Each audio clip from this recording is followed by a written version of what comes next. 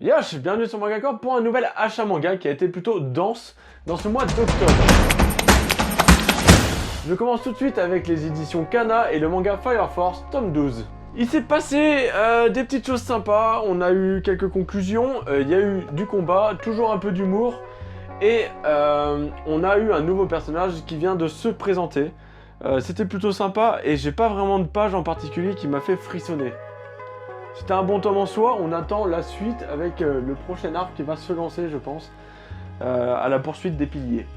Voilà, on continue avec La Voix du Tablier, tome 2. Donc c'est l'histoire d'un homme au foyer qui était Yakuza avant, et c'est des petites histoires à chaque fois qui sont assez courtes, ça me fait penser énormément à Jésus et Bouddha, donc les vacances de Jésus et Bouddha. C'est de l'humour, c'est sympa, j'adore les dessins, et il y a cette image que je kiffe parce que on le voit avec son air de Yakuza, mais ça va pas du tout avec le style d'exercice qu'il fait en fait. Donc c'est assez drôle. L'humour va très bien, c'est sympa à lire, ça se lit très vite. Le tome 2 de Gamaran, le tournoi ultime, donc je vous avais fait une petite vidéo qui s'affiche ici. Et du coup là, on continue, il y a eu quelques révélations. Je vais pas vous dire ce qui s'est passé dedans parce que j'ai pas envie de vous spoil, mais de très bons combats. Vers la fin, j'ai été beaucoup plus satisfait. Au début, pas trop. On était encore un peu loin de ce que j'ai pu connaître dans Gamaran, donc la première série. Mais ça avance petit à petit et je pense que ça va nous offrir énormément de combats parce que là on est qu'au début. Et ouais, ça va nous offrir une petite série en 20 tomes encore, facile, 20-25 tomes. Ça va être cool, j'ai hâte de voir la suite.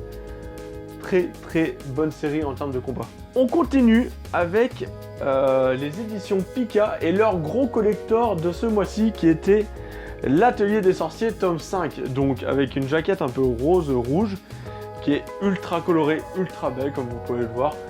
Et bon voilà, hein, c'est le recto verso qui est magnifique en plus. Des très beaux dessins. En revanche, il était intéressant, mais très lent, très mou. On a mis beaucoup de temps, il y a eu des révélations certes. On a appris des choses dans le système des dessins de sorts, mais c'est assez lent quand même. Donc j'ai bien aimé, mais je me suis un peu fait chier dans ce tome-là. Hâte de voir la suite. En revanche, ça reste toujours une très bonne série. Hein. L'Atelier des Sorciers, c'est trop cool, c'est trop bien dessiné. Et le collector, par contre, on en parle.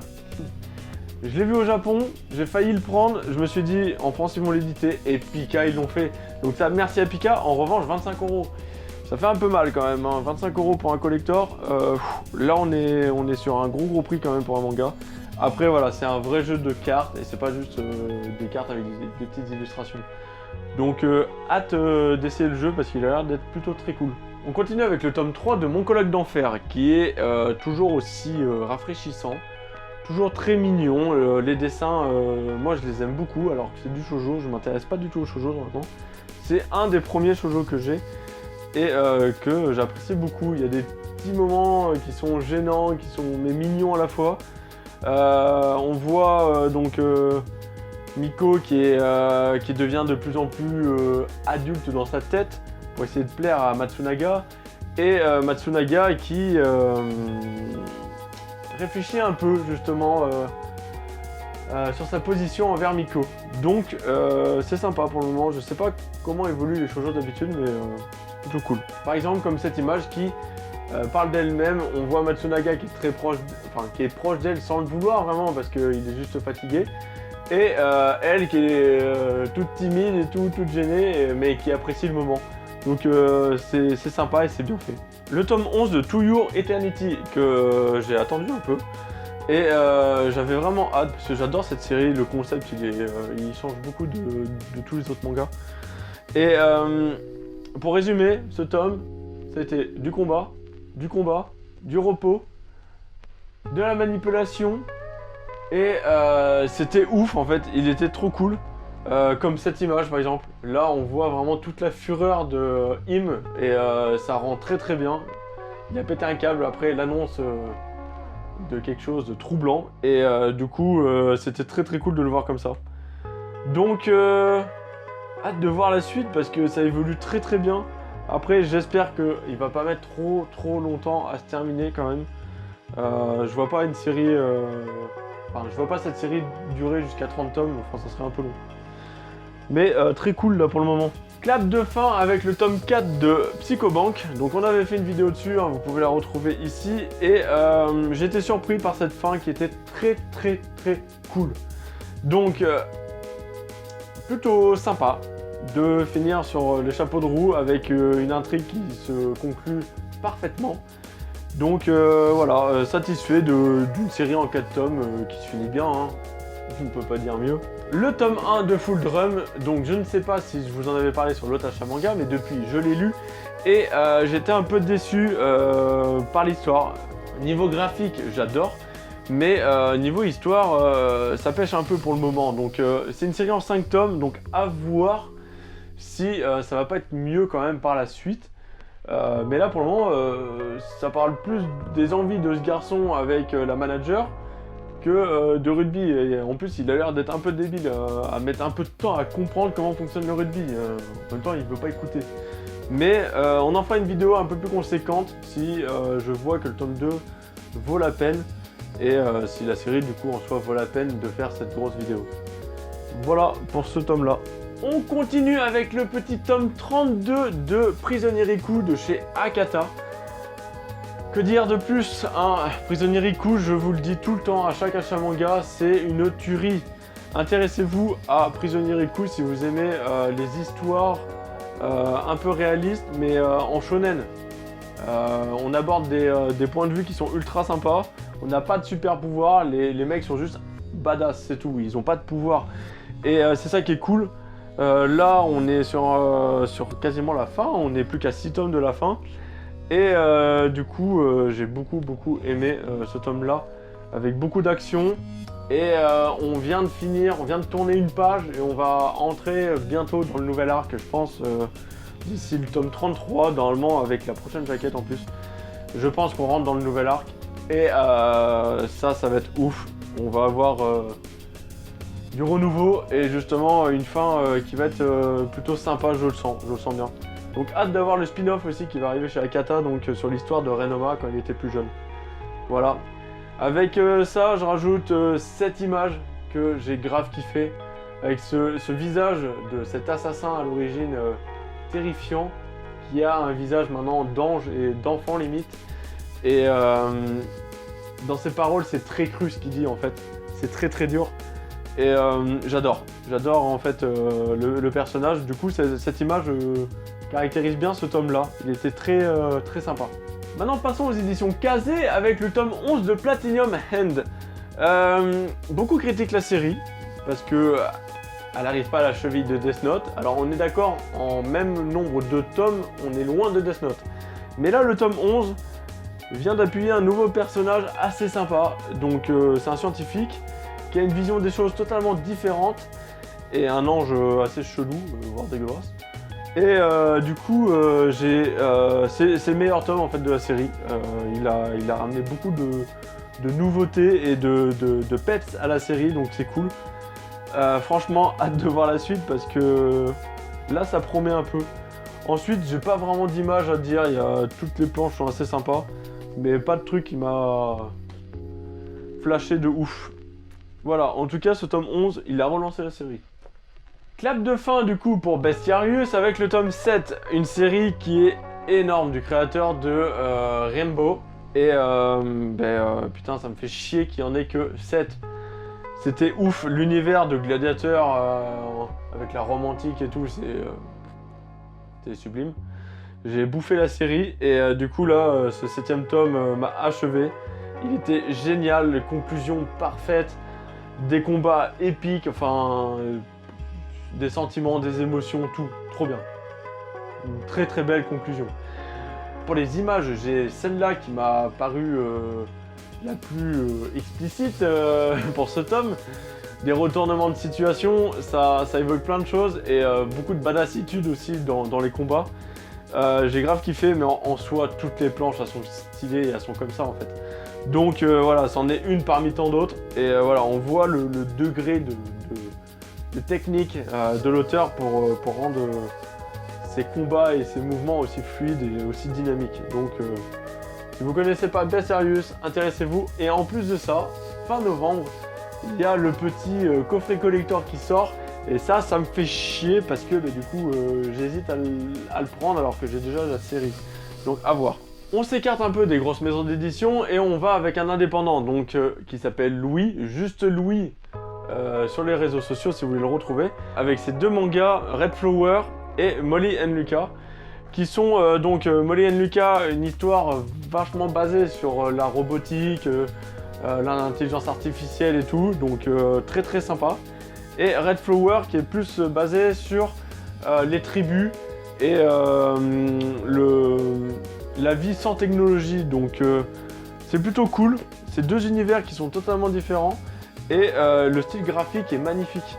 Les histoires sont cool. Red Flower Story, c'est 3 petites histoires, alors que Molly and Lucas, je crois que c'en est 2.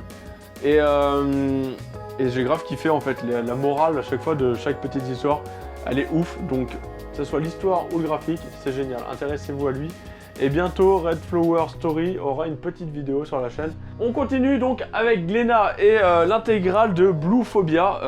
En fait, je l'ai acheté, il m'a tapé à l'œil à cause de cette jaquette qui est magnifique avec des reflets bleus qui sont trop beaux, ultra perçants.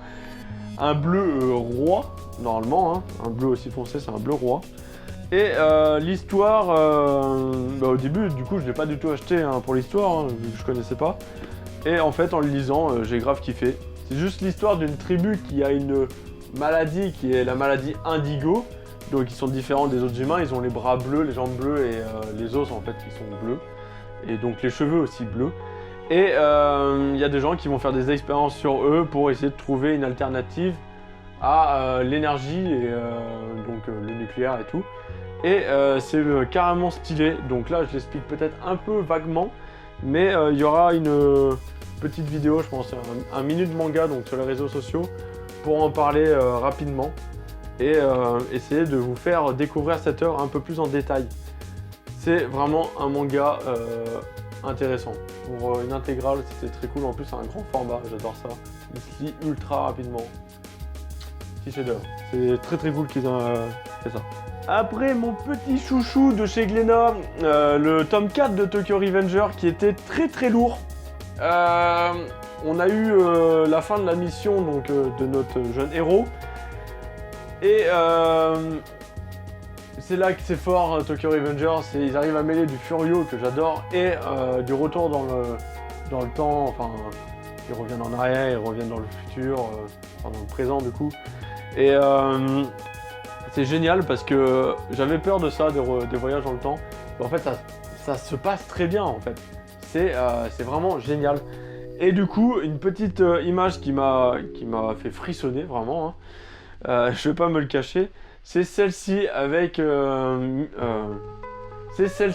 Mickey en fait qu'on voit chialer, le mec badass et tout qui craque jamais. Et là, on le voit chialer et c'est c'est rempli d'émotions à ce moment-là.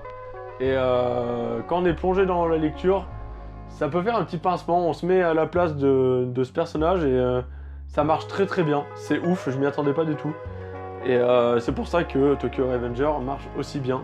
Tout est bien mêlé et c'est trop cool. Et en plus, des grosses surprises hein, pour la fin du tome 4, donc hâte de voir la suite. N'hésitez pas à me dire dans les commentaires ce que vous pensez de toutes ces œuvres. Comme ça, on pourra en discuter et ça sera beaucoup plus convivial dans l'espace commentaire.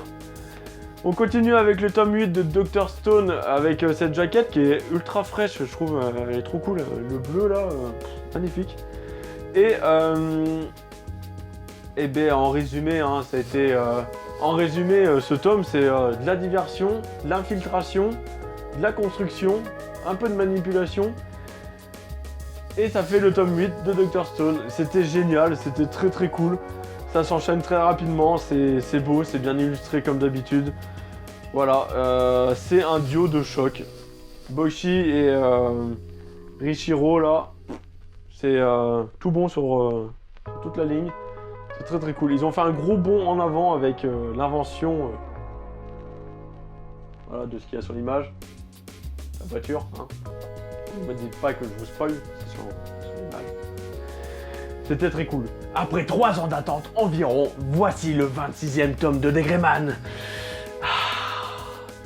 Ça fait plaisir de la voir enfin. Et oui, j'avais vraiment attendu longtemps. J'adore cette série et ce tome me l'a rappelé que j'aimais beaucoup cette série et pourquoi je l'aimais. En revanche, le 25e tome m'avait laissé un peu de marbre. Et là, le 26e arrive comme une fleur et me relance vachement dans la série. J'ai grave kiffé, la couverture elle est cool, on apprend beaucoup de choses. Se remettre après dans la série par contre c'est très dur, il y a beaucoup de choses que j'ai du mal à comprendre parce que j'ai dû oublier beaucoup de choses. Mais c'était très très cool. Les dessins, tout est beau, voilà. Donc à l'auteur qui ne verra jamais cette vidéo, continuez comme ça. Et vous les fans de Degreman, continuez à la soutenir parce que faut qu'on ait la fin. Non, c'est très très cool comme série Degreman en soi. Les premiers tomes sont peut-être un peu durs à rentrer dedans, mais après ça va tout seul. On continue avec les éditions Kurokawa et le tome 17 de One Punch Man avec Zombie Man devant. Donc ça j'ai grave kiffé parce que j'aime bien ce personnage, il a vachement de charisme et ce tome était bourré de combats comme d'habitude, hein, des combats sans prise de tête avec Saitama qui est arrivé pour résoudre les problèmes on va dire. Ça annonce du lourd parce que tout le monde se réunit, l'association des monstres, l'association des héros, ça va bouger à un moment ou à un autre. Donc c'est cool, je pense que le tome 18 va lancer le début, pas d'un nouvel arc mais de la suite de l'arc des monstres. Et des grosses révélations, je pense aussi, vont arriver avec l'enquête de Zombie Man. Parce qu'on se rappelle qu'il était à la poursuite de quelqu'un. Donc il va tomber sur quelque chose, je pense, normalement, dans le prochain. Cette image-là a été grave stylée, même s'il y en a d'autres qui le sont beaucoup plus. Moi, j'adore le vieux en action. Il est sec, ultra badass. Et c'était stylé là de le voir se mettre corps et âme dans la bataille pour essayer de sauver les autres.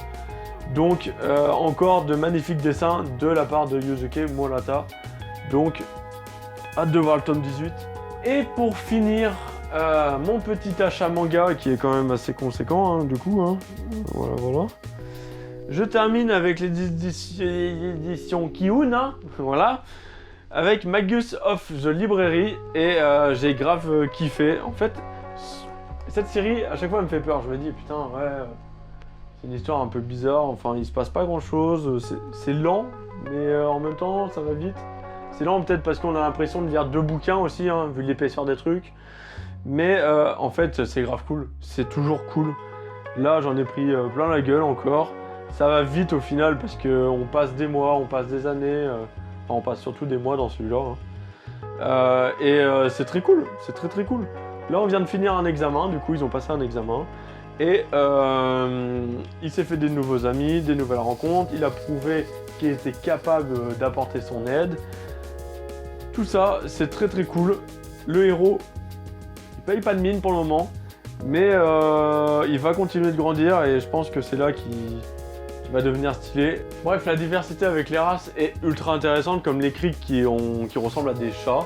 Il y a les humains, il y a les elfes, il y en a qui ressemblent même à des dragons. Enfin, c'est très très divers et c'est assez stylé. Et j'ai hâte de voir justement toutes les races qui peuvent composer cet univers qui a l'air d'être ultra vaste. Donc c'est pour ça que Magus of Library c'est juste stylé. Après toutes les planches sont assez sympas. Il y a juste celle-là que je trouvais belle, mais en soi, voilà, c'est juste une image parmi tant d'autres en fait. Mais voilà, ça montre un peu le degré de détail qu'il y a. Voilà pour Magus of Library qui est une très très bonne surprise. Et à chaque fois qu'on achète un tome, on est bien servi. Donc ça c'est cool. Voilà, c'était tout pour mon achat manga. J'espère qu'il vous aura plu, qu'il vous aura donné des petites idées pour vous divertir dans votre lecture. On se retrouve bientôt sur Mangacore pour une nouvelle vidéo. Yosh!